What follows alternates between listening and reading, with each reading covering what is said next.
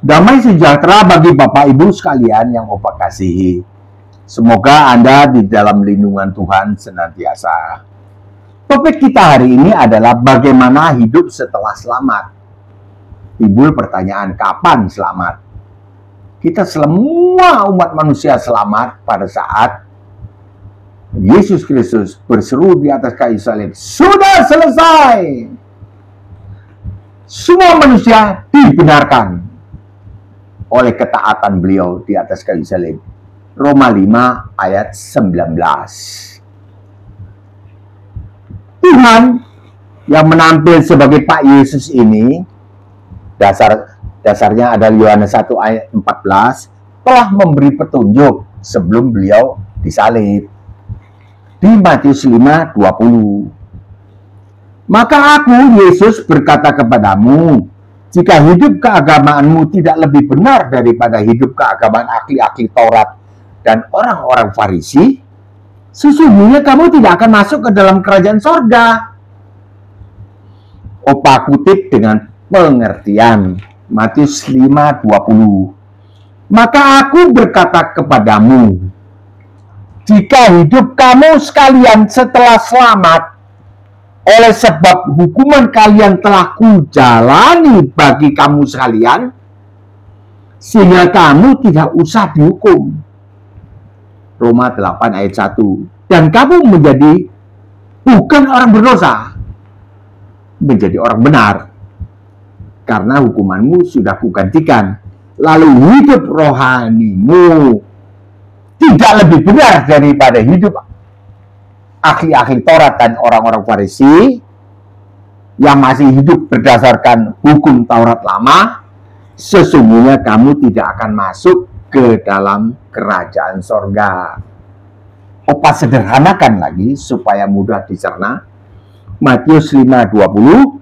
Maka aku, Yesus, berkata kepadamu, setelah kalian selamat, oleh sebab hukuman kalian telah kujalani bagi kamu sekalian, maka kamu harus hidup lebih benar daripada hukum Taurat lama. Maka kamu harus hidup lebih benar daripada hukum Taurat lama. Harus lebih benar, ya. Jika tidak demikian, sesungguhnya kamu tidak akan masuk ke dalam kerajaan sorga. Jadi ringkasnya adalah hidup orang yang setelah selamat, artinya semua orang kan sudah selamat, tapi ada orang yang tidak mau diselamatkan. Jadi orang yang setelah selamat artinya orang yang mau diselamatkan, yang mau beriman kepada itu, kematian Yesus Kristus di atas kayu salib, ketaatan beliau di atas kayu salib membenarkan seluruh manusia. Roma 5 ayat 19. Kalau dia mau digantikan, ya, dia baru selamat, baru berlaku keselamatan itu atas dirinya. Secara global semua orang sudah selamat. Satu orang tidak taat, itu Adam, semua orang menjadi orang berdosa. Satu orang taat, yaitu Yesus Kristus taat sampai mati di atas kayu salib, semua orang dibenarkan menjadi orang benar. Jadi setelah selamat, dalam berhubungan dengan orang lain, kita semua harus hidup lebih benar daripada 10 perintah Allah, the 10 commandment, hubungan antar manusia. Kalau dulu dilarang membunuh, sekarang dilarang marah emosi. Ini topik ini sudah bolak-balik, tapi karena banyaknya orang yang nonton sedikit, ya, saya harap ya ada orang lain lagi yang nonton. Ini penting sekali, sebab banyak orang Kristen tidak tahu. Setelah selamat, ya sudah pokoknya jadi orang Kristen. Tidak. Kalau dulu dilarang membunuh, dor, dilarang, kasih racun, pedang, tusuk dari belakang. Sekarang dilarang marah emosi. Marah emosi. Matius 5, 21, 22. Kalau kita hidup dengan prinsip, aku cuma maki-maki, aku tidak membunuh, maka kita tidak bisa masuk surga. Kita tidak akan bisa masuk surga. keselamatan yang telah kita peroleh akan otomatis batal, dibatalkan. Jadi jangan kaget kalau saat mau masuk surga lalu kita ditolak. Mari kita tidak mempertahankan hidup berdasar 10 perintah Allah, tetapi meningkat ke versi yang lebih benar. Nah, ini Matius 5:21 sampai 48. Opa baca garis besarnya aja supaya tidak terlalu panjang durasinya. Kalau dulu dilarang berzina, sekarang dilarang ingin berzina. Matius 5:27-28. Jikalau kita tetap hidup dengan prinsip aku cuma lihat-lihat kok lawan jenis sambil membayangkan, gimana ya? Aku tidak tidur dengan dia. Punya prinsip itu, maka kita tidak akan bisa masuk surga. Keselamatan yang telah kita peroleh akan otomatis dibatalkan. Jadi jangan kaget jikalau kita ditolak masuk surga kelak. Jadi ingat-ingat, pernah begitu enggak? Kalau pernah begitu, ngaku sekarang selama masih hidup. Kalau sudah mati, tidak ada harapan. Setelah mati, orang menghadapi penghakiman. Mari kita berjuang sekarang hidup berazaskan 10 perintah Allah yang versinya lebih benar, yaitu Matius 5:21 sampai 48. Ini Opa bacakan bahas yang garis besarnya aja. To remind, untuk mengingatkan kembali. Kalau dulu diizinkan menceraikan pasangan, istri atau suami, istri bisa juga ceraikan suami, suami menceraikan istri dengan memberi surat cerai, taken cerai. Sekarang dilarang bercerai kecuali karena ada perzinahan di dalam rumah tangga. Matius 5:31 dan 32. Jikalau kita tetap bercerai, banyak ya teman-teman gereja tetap bercerai ya. Bahkan anak pendeta juga bercerai. Saya nggak tahu, ngeri. Jikalau kita tetap bercerai dengan alasan apa saja, sudah tidak cocok kita. Dari dulu sebetulnya tidak cocok. Kita cocokkanlah dengan firman Tuhan ini. Mencocokkan diri dengan apa kehendak Allah, bukan mencocokkan dengan diri sendiri. Dari dulu kita tidak pernah cocok, kita tidak bisa cocok dengan orang lain.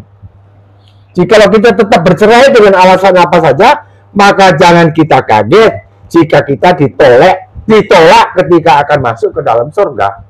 Masa? Tidak bisa. Kalau dulu dilarang bersumpah palsu, jika bersumpah yang benar, tidak apa-apa dulu. Sekarang dilarang bersumpah, walaupun bersumpah dengan benar, tidak palsu. Dilarang, sebab menyinggung kemuliaan Allah. Matius 5:33-34. Risikonya adalah kita akan ditolak ketika akan masuk surga. Ini hal bersumpah di dalam masalah pribadi. Masalah pribadi untuk meyakinkan orang lain, bukan masalah negara bersumpah di hadapan negara, bersumpah jabatan, bukan. Kalau dulu kita boleh membalas perbuatan orang lain, asal seimbang, seperti yang orang lakukan kepada kita. Pukul mata kanan, ya kita balas mata kanan, nggak boleh pukul jantung, nggak boleh, salah, melanggar hukum. Mata kanan ya pukul juga mata kanan. Dulu boleh, asal seimbang seperti orang lakukan kepada kita. Sekarang untuk masuk surga berlaku aturan kita harus mengalah saja. Jangan melawan orang yang berbuat jahat kepada kita. Jangan melawan. Matius 5:38-39. Dulu jika kita masih mengasihi sesama ras kita, sesama ras, dia ras ini sama dengan rasku, sama, kita mengasihi, maka kita dianggap sama dengan hewan. Kita melanggar hukum Taurat, kasihlah sesamamu manusia. Sama dengan hewan, sama rasnya. Harimau, ya sama harimau enggak apa-apa. Tapi harimau dengan kelinci ya terkam. Nah, kalau kita sesama ras, ini bangsa anu, aku bangsa anu, situ bangsa anu, kita saling mengasihi. Itu tidak boleh. Kita harus mengasihi sesama manusia. Ras apa, agama apa, tidak peduli. Pokoknya sama-sama manusia. Walaupun beda ras dan agama. Namun sekarang tidak berlaku itu. Kapan mulai? Saat Yesus mengatakan, sudah genap, sudah selesai, semua orang sudah membenarkan oleh korbanku. Semua orang sudah benar. Itu tidak berlaku. Mengasihi sesama manusia. Sudah unggul. Wah, situ bangsa anu miskin lagi. Sini bangsa anu lagi. Lain lagi. Bangsanya lain lagi. Mengasihi sesama manusia. Oh, bagus. Itu tidak berlaku. Yang berlaku apa sekarang? Yang berlaku adalah kita harus mengasihi musuh kita. Musuh pribadi, bukan musuh negara. Jikalau kita hanya pada tingkat mengasihi sesama manusia, walaupun beda agama, beda ras, bisa bangsa, kita saling mengasihi saat pada level itu, maka kita tidak bisa masuk surga. Maka kita akan kaget saat ditolak masuk surga. Oh, tidak bisa. Kesimpulan adalah sebuah kepastian kita tidak akan masuk surga jika kita orang Kristen, apalagi non-Kristen, hidup berdasarkan 10 perintah Allah. Tidak berlaku. Pasti tidak bisa masuk surga. Kita harus hidup lebih benar daripada 10 perintah Allah. Itu tadi. Jangan membunuh, naik, jangan marah. Jangan berzina, jangan ingin berzina. Itu. Boleh bercerai dengan bersurat surat cerai, ya, sekarang meningkat. Jangan bercerai kecuali ada perzinahan dan seterusnya.